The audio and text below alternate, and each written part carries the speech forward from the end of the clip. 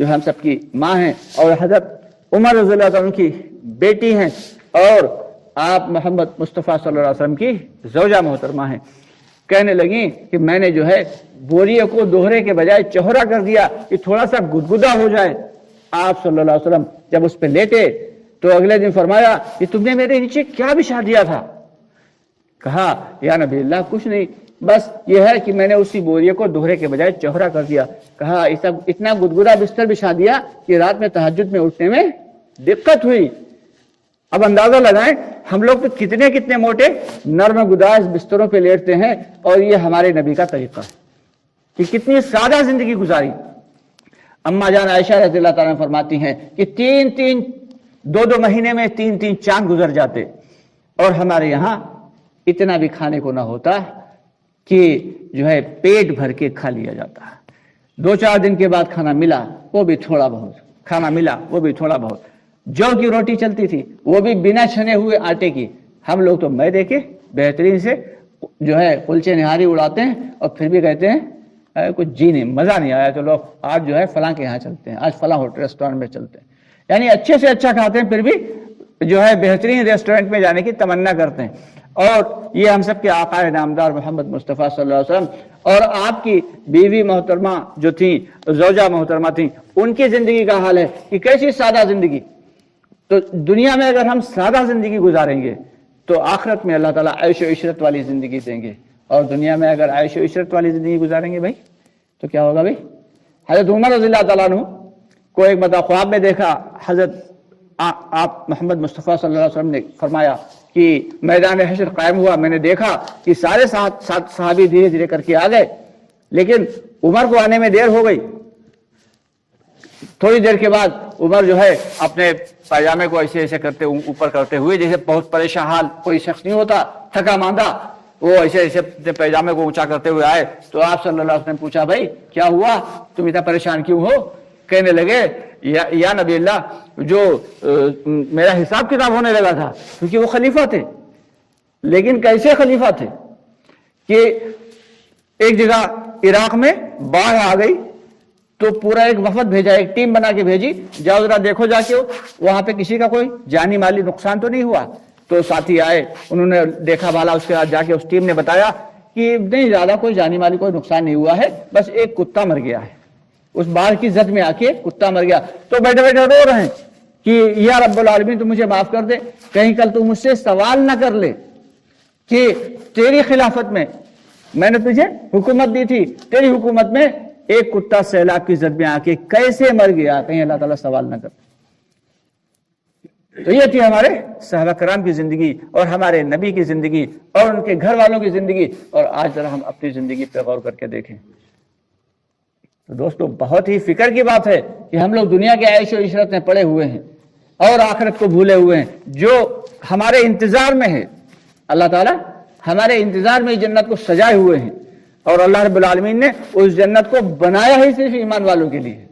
جس کے دل میں رائی کے دانے، حدیث کا مفہوم ہے، جس کے دل میں رائی کے دانے کے برابر بھی ایمان ہوگا، اللہ تعالیٰ اسے اس تمام دنیا سے 10 گنی بڑی جنت عطا فرمائیں گے۔ کتنی بڑی بھائی؟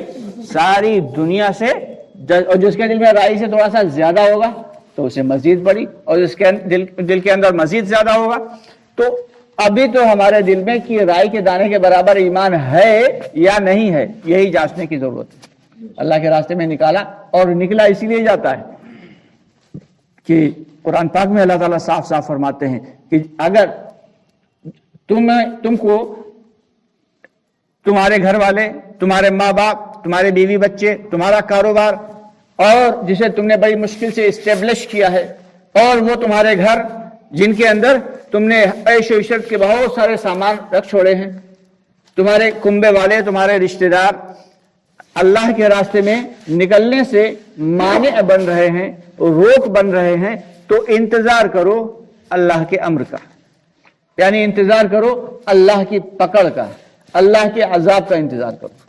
8 چیزیں گنا دی اللہ تعالیٰ نے، تمہارے والدین، تمہارے بیوی بچے، تمہارے بھائی بہن، تمہارے کنبے والے، تمہارا کاروبار، اور کیا ہے بھائی؟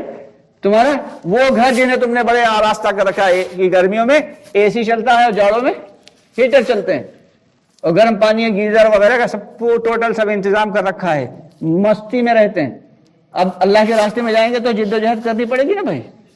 ہاں پھر رات میں اٹھ کے ٹھنڈ میں ٹھنڈے پانی سے نہانا بھی پڑ سکتا ہے، اور گرمیوں میں مچھروں سے کٹوانا بھی پڑ سکتا ہے، اور کھردری چٹائیوں پہ لیٹنا بھی پڑ سکتا ہے، اور چادر بچھا کے بھی لیٹنا پڑ سکتا ہے. بھائی گدگدے بستر ڈبل بیڈ گھر والے تو وہاں میسر نہیں، مسجد کی چٹائیوں پہ بھی لیٹنا پڑ سکتا ہے. کبھی کبھی ایسا بھی ہوتا ہے کہ مسجد میں چٹائیاں بھی نہیں ہوتی، جگہ کم ہے، چٹائی سب میں نہیں بچھی ہے، تو گاؤں میں گئے تو اینٹوں کا فرش ہے، اسی پہ چادر بچھائی اور اسی پہ لیٹنا پڑے گا. اور ایک اینٹ یہاں سے تھوڑی اٹھی ہوئی ہے، ایک اینٹ یہاں سے تھوڑا سا نکلی ہوئی ہے، تو کبھی جب ادھر کروٹ لیتے ہیں تو یہ چبھتی ہے، جب ادھر کروٹ لیتے ہیں تو یہ چبھتی. سارے مجاہد. لیکن ان مجاہدوں کو جس نے برداشت کر لیا تو اللہ تعالیٰ کے یہاں اس کے بہت بڑے بڑے وعدے ہیں. اللہ کے یہاں بہت بڑے بڑے وعدے ہیں. یہ جو چند انعامات بتائے اللہ تعالیٰ نے کہ تمہیں جو ہے بہترین جنت میں کیا کیا ملے گا، تمہیں محل ملیں گے اور تمہیں حوریں ملیں گی، تو یہ حوروں کی ایک چھوٹی سی مثال ایک پیش کی. ارے ملے گا تو بہت کہ جس کے بارے میں ہم لوگ گمان بھی نہیں کر سکتے. جنتیوں کے لیے جو گھر ہوں گے وہ ایک گھر جو ہوگا اس کی ایک اینٹ چاندی کی، ایک اینٹ سونے کی، پھر چاندی کی، پھر سونے کی، اور وہ کسی سیمنٹ یا گارے وغیرہ سے نہیں جوڑے جائیں گے، بلکہ وہ جڑے ہوئے ہوں گے مشک و زعفران سے جڑے ہوئے ہوں گے. بستر یہاں پہ اگر ہم لوگ چٹائیوں پہ زندگی گزار کے گئے ہوں گے تو وہاں اتنے اونچے اونچے بیڈ ملیں گے کہ انسان کی جہاں تک نگاہ جاتی ہے اتنا اونچا بیڈ ہوگا. اب اتنے نرم گداز بیڈ کے اوپر چڑھیں گے کیسے، پھر لیٹیں گے کیسے؟ کیوں بھائی دماغ میں خیال آتا. لیکن بندہ جب اس پہ لیٹنے کا ارادہ کرے گا تو وہ بستر نیچا ہو جائے گا، وہ اس پہ لیٹے گا، پھر وہ نرم گداز اتنا موٹا تگڑا بستر ہو جائے گا کہ انسان جو ہے بیٹھا ہوا جی چاہ رہا ہے کہ بٹیر کھائے جائے. اچانک بٹیروں کا پورا جھنڈ آئے گا، وہ بھی فرائیڈ ہو کے آئیں گی، کہیں گے مجھے کھاؤ. ادھر والی کہے گی نہیں مجھے کھاؤ، میرا گوشت زیادہ اچھا ہے. وہ کہے گا نہیں میری ران کھاؤ. وہ کہے گا ارے میری لیگ پیس کھاؤ. آرام سے یہ جنتی جی بھر کے کھائے گا، خوب کھائے گا، خوب کھائے گا، سیر ہو جائے گا، اور اس کے بعد وہ پھر پھڑپڑاتی ہوئی اڑ جائیں گی. اگر جنتی کا جی چاہے گا میوے، اب کون ہے یہاں تھوڑا سا کاہلی ہوتی نا، ہم لوگ بھی کاہل ہیں بہت بڑے والے، تو جب اگر بھلے فریج میں سیب رکھے ہوئے تو نکال کے کون کاٹے کون کھائے، چلو ٹھیک ہے اس بعد میں کھا لیں گے. لیکن وہاں دیکھا سیب لٹک رہا جی چاہ کھانے کا لیے، تو جو ہے شاہ خود بخود جھک گئی. سیب توڑا، جی بھر کے کھایا، اور اس کے بعد اچھا یہ انگور اچھے لگ رہے ہیں، انگور کا خوشہ خود بخود جھک گیا. چاہے جتنے انگور کھاؤ، چاہے جتنے سیب کھاؤ، عیش و عشرت والی زندگی، اور خریدنا بھی نہیں، فری ملیں گے بھائی. کیوں بھائی وہاں تو خریدنے والا کوئی لفڑا ہی نہیں. ایک ساتھی ہمارے کہنے لگے کیا وہاں بزنس بھی ہوگا، کیا وہاں اولاد بھی ہوگی؟ تو جب اللہ تعالیٰ نے خود فرما دیا کہ جنت میں جو تم چاہو گے وہ ہوگا، دنیا میں جو ہم چاہتے ہیں تم وہ کرو، جنت میں جو تم چاہو گے وہ ہوگا. اگر کوئی اولاد چاہتا تو اسے اولاد ہی ملے گی.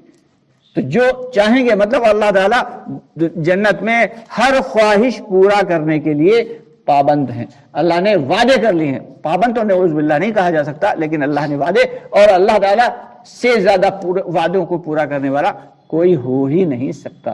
کیونکہ اللہ نے وعدہ کیا ہے جیسا تم کہو گے اور جیسا تم چاہو گے، جیسا تمہارا دل چاہے گا، ہم تمہارے لیے ویسا ہی کریں گے. تو اس لیے ہم سب